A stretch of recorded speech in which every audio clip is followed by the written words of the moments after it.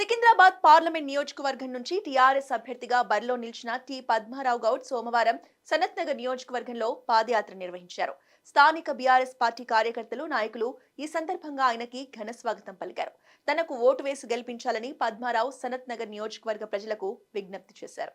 Secunderabad MP seat నుంచి BRS అభ్యర్థిగా పోటీ చేస్తున్న మాజీ మంత్రి టి పద్మారావు గౌడ్ తన ప్రచారం ఉధృతం చేశారు.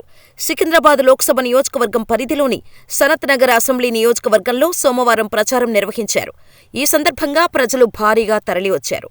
ఆయనతో పాటు స్థానిక ఎమ్మెల్యే, మాజీ మంత్రి తలసాని శ్రీనివాస్ యాదవ్ కూడా ప్రచారంలో పాల్గొన్నారు. ఇరువురు నేతలు సనత్ నగర్లో పాదయాత్ర నిర్వహించారు.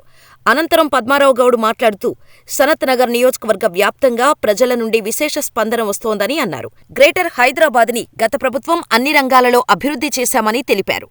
ముఖ్యంగా సనత్ నగర్లో రోడ్లు, డ్రైనేజీ, పార్కులు మంచిగా అభివృద్ధి చేశామని తెలిపారు. అందుకే గత అసెంబ్లీ ఎన్నికలలో హైదరాబాద్ ప్రజలు బీఆర్ఎస్ పార్టీకి పట్టం కట్టారని ప్రజలకు వివరించారు. అదే తరహాలో పార్లమెంటు ఎన్నికలలో కూడా బీఆర్ఎస్ పార్టీకి ఓటు వేసి గెలిపించాలని కోరారు. ఈ కార్యక్రమంలో బీఆర్ఎస్ పార్టీ నాయకులు, కార్యకర్తలు తదితరులు పాల్గొన్నారు.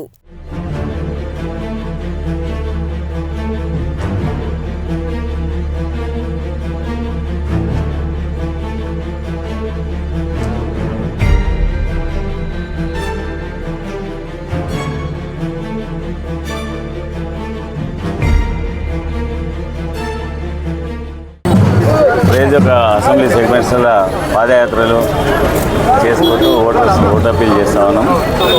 ఎక్కడికి వెళ్ళినా కానీ ప్రజాస్పందన బాగుంది.